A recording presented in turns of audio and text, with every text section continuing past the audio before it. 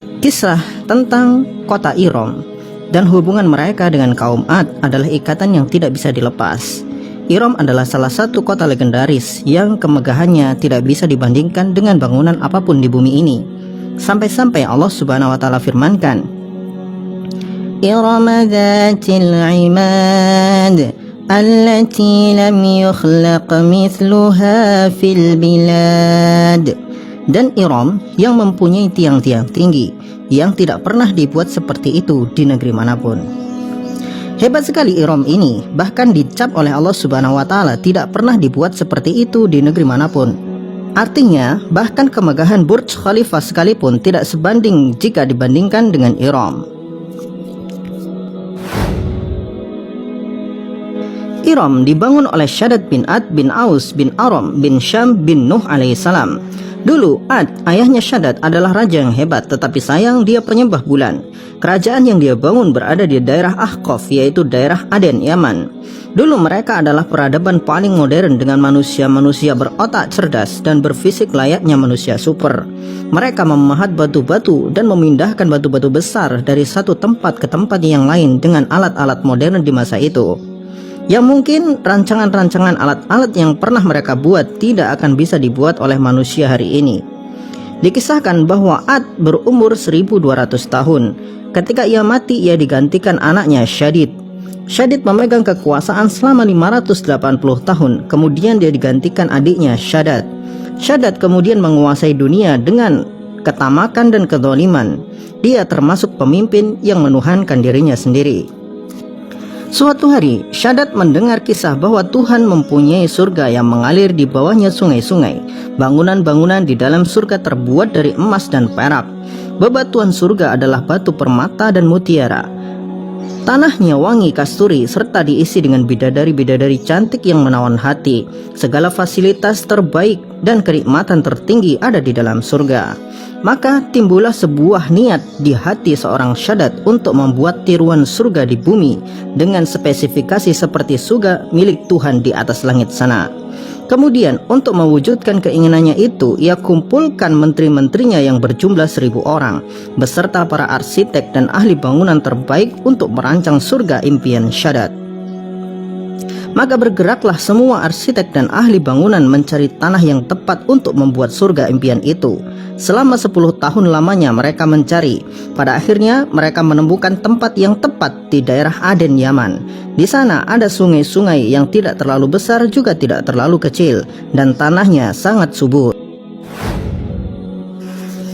Maka dimulailah proyek pembangunan surga dengan melibatkan para arsitek dan ahli bangunan dari penjuru dunia.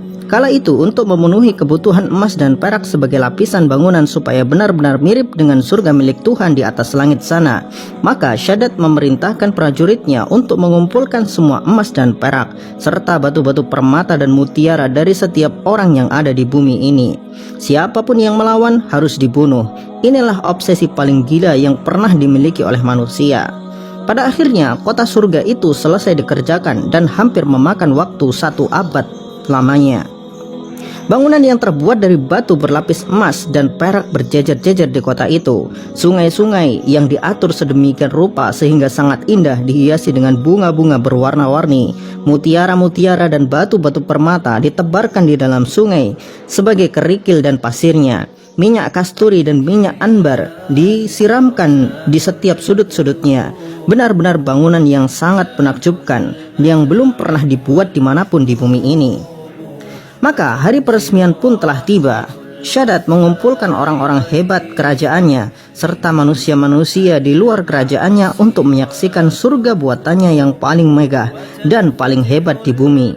Sebagai pelengkap, Shaddad menyiapkan gadis-gadis muda dan masih perawan untuk dijadikan pelayan-pelayan di surga layaknya bidadari-bidadari surga. Gadis-gadis perawan itu didandani secantik mungkin dan berbaris rapi untuk acara peresmian sekaligus perayaan karena surga telah dibuat di bumi. Maka berjalanlah iringan-iringan itu menuju surga yang telah dibuat oleh Shaddad. Ketika iringan-iringan itu telah sampai di depan gerbang surga, Allah Subhanahu wa taala kirimkan malaikat untuk mengazab mereka. Ketika malaikat itu berteriak dengan satu teriakan, maka matilah semua orang di sana tanpa terkecuali.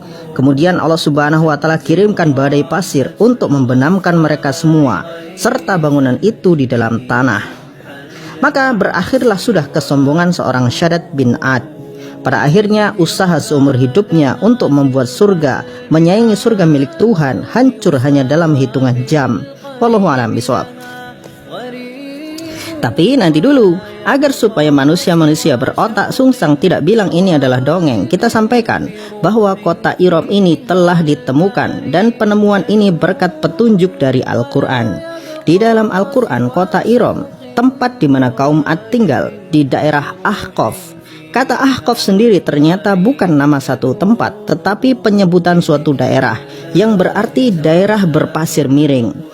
Dari petunjuk ini, para peneliti menemukan satu daerah di Aden, Yaman, dengan daerah berpasir miring. Setelah dilakukan penggalian, ditemukan kota Iram di bawah pasir itu, tertimbun selama ribuan tahun lamanya. Jadi, ya, mohon maaf, kalian para manusia berotak sungsang, kami sudah membuktikan bahwa Al-Quran itu benar. في القلب مشاعر أخفيها قد أشرقت الشمس عليها عن خطط لم أعبأ فيها ستكون بأيامي فرقا فحياتي قبل الحلقات تيه بضياع